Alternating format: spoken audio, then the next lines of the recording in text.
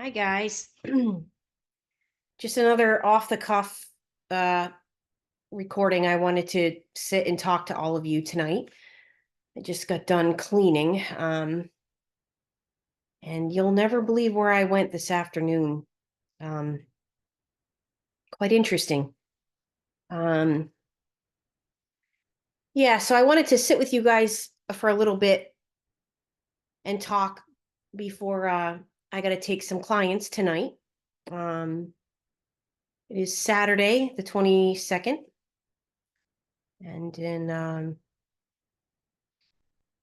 yeah, in literally 2 days, it will be the anniversary of my meme's passing. My meme passed away on June 24th of 2017. Um, so something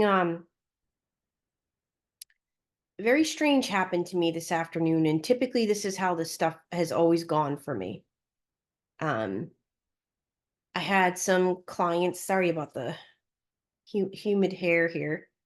I had some clients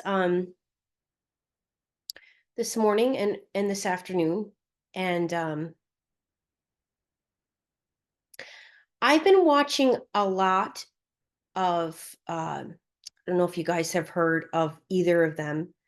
Father Lampert and Father Ripperger. I think I'm saying that right. Ripperger. um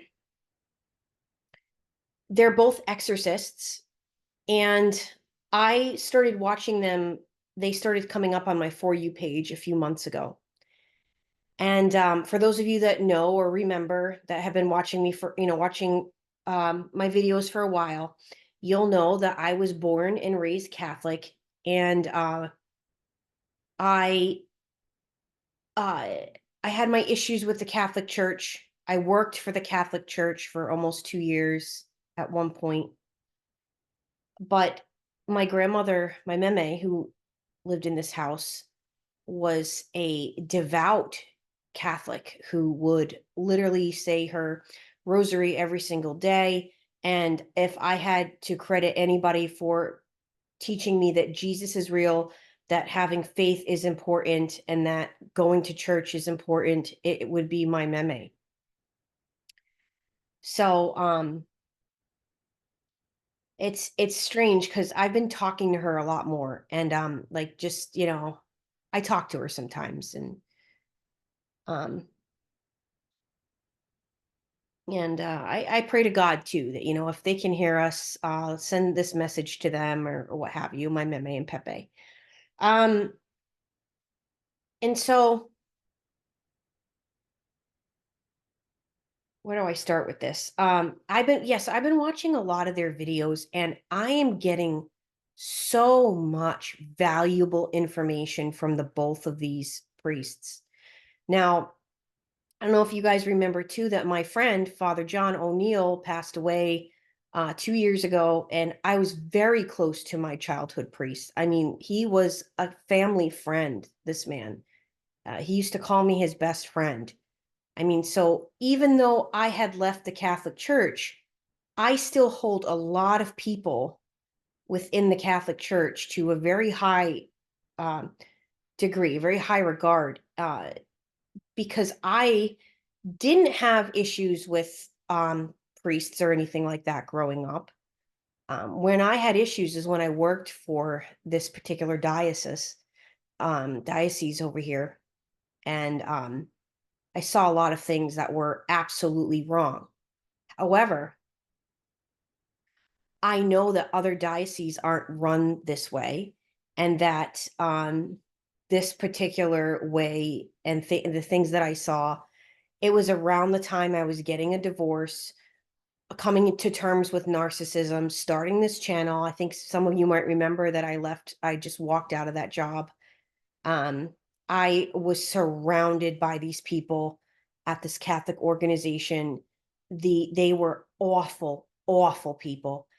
And I will say this much: when my childhood priest found that I was going to be interviewing for a job to work for the diocese, he kind of gave me a warning, because he knew that they weren't a good diocese at all.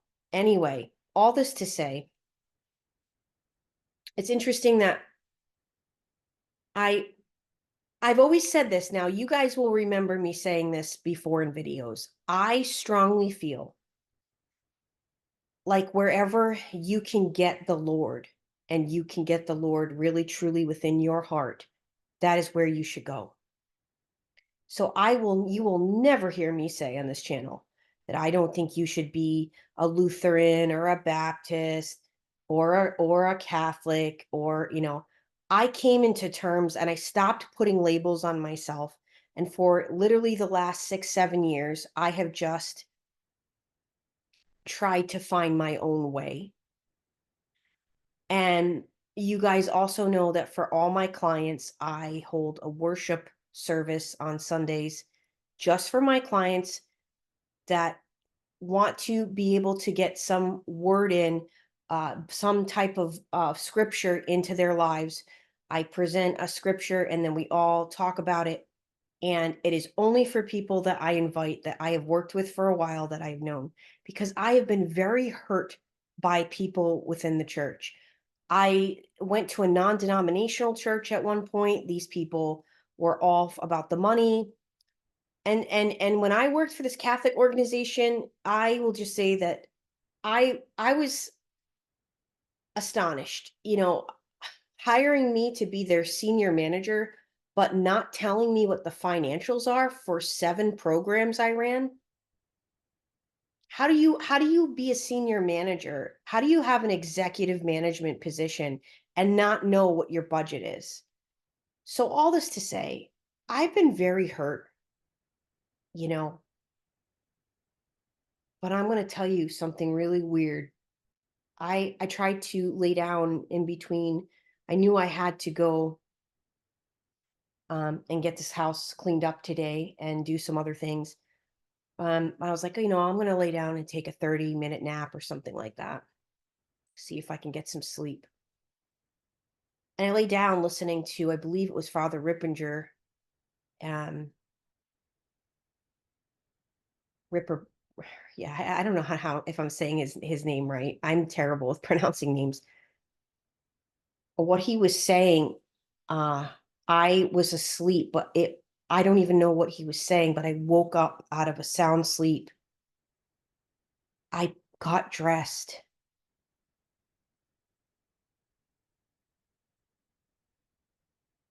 I told my good friend Denise what I was doing because I was like in shock. I was doing it myself. I said, I'm getting dressed and I'm going down to my childhood church and I'm going to say confession and then I'm going to mass. And as I was telling her this, I started to cry. And I said, Lord, please let me hold it together because something strange happens now when I go into that church or when I go into any church. And I think it's a combination of a lot of things, but I think most importantly, it's because it's the presence of God. And I debated it. Those demons, okay, that I believe still try to affect my life are still very much trying to get back in, have been for years attached to me. Yeah. They did not want me going in that church. And I could feel it. And that's even more the reason why I was like, oh no, then I'm definitely going. Um, and so they were trying to talk me out of it in my head. Like, no, you're gonna cry too much. You're gonna embarrass yourself. You're gonna see people in there you haven't seen in a long time. Um, you're not gonna remember how to say confession. Guys, I don't think I've said confession for over 25 years. And inside of me, I just kept saying, I need to be around people that are holier than me. That's all I kept saying. I want to be around people that are holier than me. I need that. Spiritually, I need that right now. Now, I know my childhood priest hired very good priests that worked for this church. And as I stated, this church is so symbolic to me because, first of all, it's a beautiful church in the heart of this poor, middle class town, mostly. Yeah. And, you know, uh, my mama and Pepe went to that church. My mother was baptized at that church. My mother went to Catholic school at that school. My mother and father got married at that church. My I all of the baptisms and confirmations, all the things were done at that church. My brother's wedding was at that church, his marriage. My marriage was at that church. A lot of funerals were at that church. A lot of memories. And so when I walked in there, it was instinctively I started to cry. And I purposely went in there really early so that I didn't make a fool of myself. But I could not help it, you guys. It was like an unexplainable array of emotions, and God was healing me in a way I've been avoiding for years, years, sitting in that church with a lot of elderly people that get there, early to say their rosary before mass. And, the online times said that the confession was a half hour before mass, but nobody was back there. So I said, okay, I'm just going to confess my sins during this time. And so there was an older gentleman that came in, and he was praying, to himself, but he was a little louder than he probably even wanted to be. I'm assuming he might have had some hearing issues. And so I could hear him and I could hear his prayers. And so at first it was like a little distracting, because he's like right behind me. And somehow I just let the mumbling of his voice and his words, and he was saying a lot of Hail Marys and a lot of Our Fathers, and I just allowed that to come through and just allowed me to feel the peace and allowed me to heal. And I feel like God was healing me. Jesus was healing me from um come on, Maverick. Come on, buddy. I know you're hungry. We're going to eat soon. He's meowing a lot. I just felt like he was healing me from all those years of just everything. And of all the people I felt like hurt me through the church and those bad memories, because there I was by myself. Don't ask me how I even got there. It's like he put that in my heart to go and do those things. And I am going to go say confession. It's probably been over 25 years since I said done a confession. I'm going to do that because I want to be accountable. And I've learned a lot. You know, I have taken bits and pieces of what I've learned from the people in my life that I've learned from, and they might not be all non-denominational people. They might not, and they might not attend a church. They might be believers on their own, but I've learned a little something from the ones that came in and left an imprint in my life, that it's just important to find God wherever you can. And that's really what I wanted to talk about tonight, is that,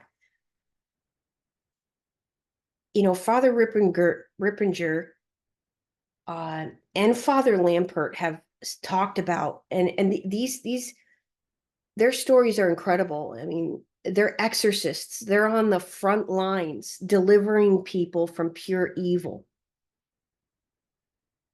for years. I think Father Lampert's been an exorcist for 33 years. And his bishop let him come public with this because he is saying, we got to educate people on this. Now, I don't want to see in the comments, I will remove them because I'm not going to deal with this. I don't want to see people saying that, like the Catholic Church is evil and da da da da da, and oh my God, Trace, and this and that. And because I truly believe no matter what denomination you are, if you can find Christ, that's the way. You have to find Christ for yourself, and you have to do what you need to do to find him that is personal to you. And I truly believe that there are priests and there are nuns, and they are holy people. They are holy. They are holier than you. And you need to be around people like that. You know,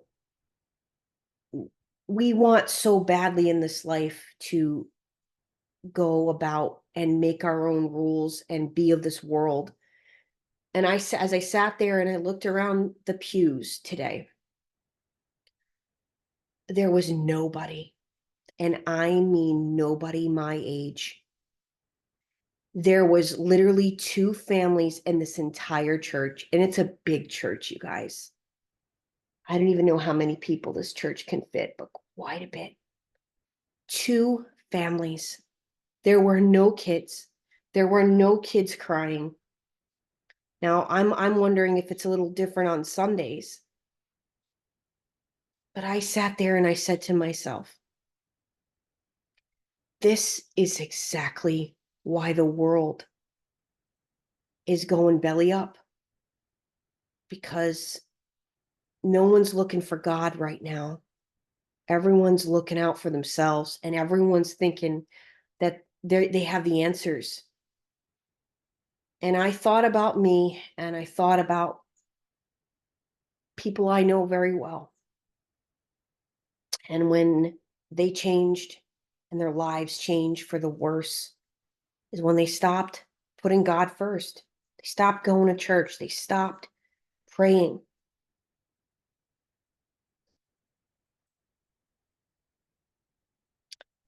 And what the devil tries to do is tell you all, tell you that it's a bunch of hogwash. And he knows how to get to you so that he prevents you from doing the things you need to do to get close to God. So he plants seeds of doubt and unworthiness.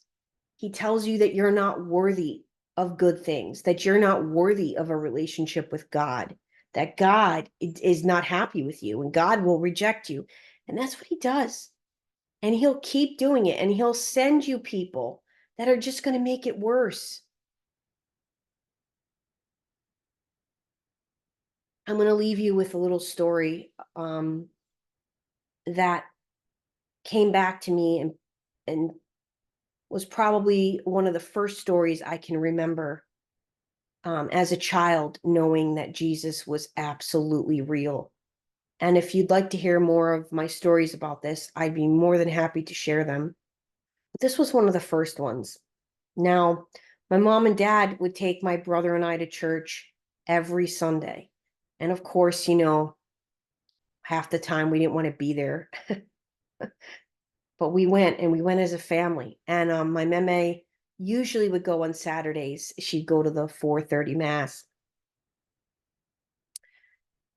And so because she would be making Sunday dinner in this house for all of us once we got out of church at 11 o'clock, and we'd all sit and have Sunday dinner. And there used to be this store over here called Benny's. It was like a hardware store, and it had toys and bikes and like Barbies, and there's like there's like a whole kids section for like, games and outdoor activities and things like this. You could buy all that stuff there.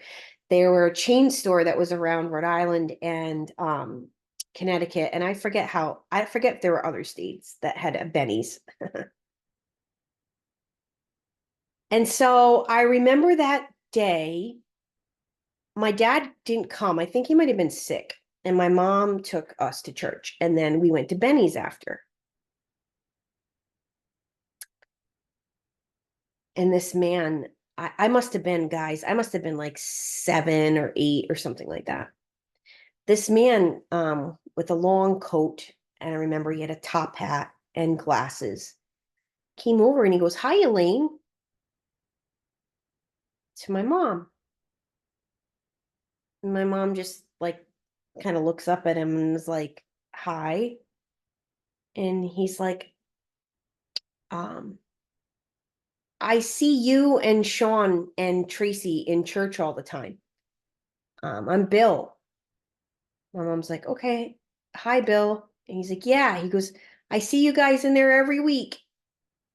And she's not thinking at first. She's trying to think in her head, like, because I remember I was right next to her. I think I was holding her hand. And I don't know anything. I'm like, okay, this is Bill, and he knows us. And I saw the confusion on my mom's face, like she didn't want to be rude. Like, how does she not know him? And if I'm not mistaken, he said something to her of this effect, like, "Keep coming," or "It's always nice to see you in there every week." Something like this. Well, we never, ever, ever saw Bill again. My mom was looking for him, and we went to the same mass every week, the same time. She never saw Bill. We never saw Bill. So, yeah. Today was a really good day for me. And I think these tears were, again, tears of release, tears of a lot of things, good memories in there, good memories of my grandmother and grandfather, and just a reminder to me that, Jesus is real and heaven is real, and what we do matters, and what we need to do to stay closer to God matters. So, thanks for listening today. And please don't allow the enemy to keep you from God. If you're listening to this today and you feel like there's been some kind of blockage on your life, or maybe you were doing really good and you feel like you went backwards for a little bit, I know. And you just get right back up and tell the enemy that he's a liar, and you're going to do what you need to do to finding Jesus every day. And that's it. There's no questioning that. There's no arguing it. It's just, no, I got to do this. This is important. Um, I also want to say a big shout out to Laura, who sent me those workout videos this week. Laura's a personal trainer, and she's been a client of mine for years, and some of my clients really helped me too. And she's one of them, and you're getting me back into it. So I thank you for that. I forgot how much I loved lifting weights, and I never know how to start all over again, because I want to go back to the gym and do what I used to do, and then I end up getting injured, and like the whole cycle starts again. And anyway, what you gave me to do was just perfect. And I was sore, yeah, extremely sore, but thank you for helping me and motivating me to get up and do that. We're all supposed to help each other, you guys, and we got to do that. And we got to stop criticizing each other and being mean to each other and judging each other. I'll tell you real quick too. There was of course, you're going to find them in the church. There was these two narcs. They were total narcs. and they were sitting in the pew right adjacent to me, and I cried a lot um, throughout the whole mass. The message was specific to me, as I knew it would be. And, they just kept looking at me like I I wasn't gonna let myself get embarrassed because it needed to all come out. And I did. I cried a lot. And at one point, like they were the two people in the pews that like wouldn't stop talking, which I think is so rude. Like, you don't talk the entire service. Like, what are you doing? And they just kept, and this family, the one family that was there, well, there was two families. It was so strange.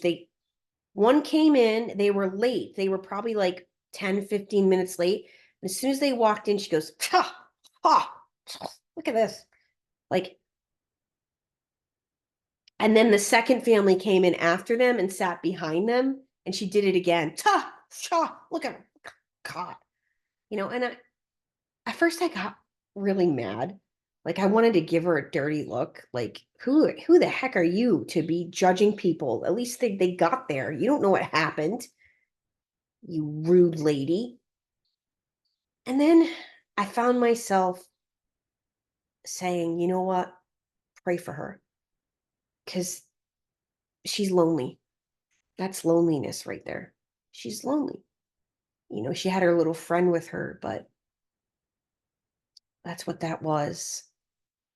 And pray for her spirit and her loneliness. I don't know, guys. I'm going through some big changes, and I'm pretty happy with them, I'll tell you that.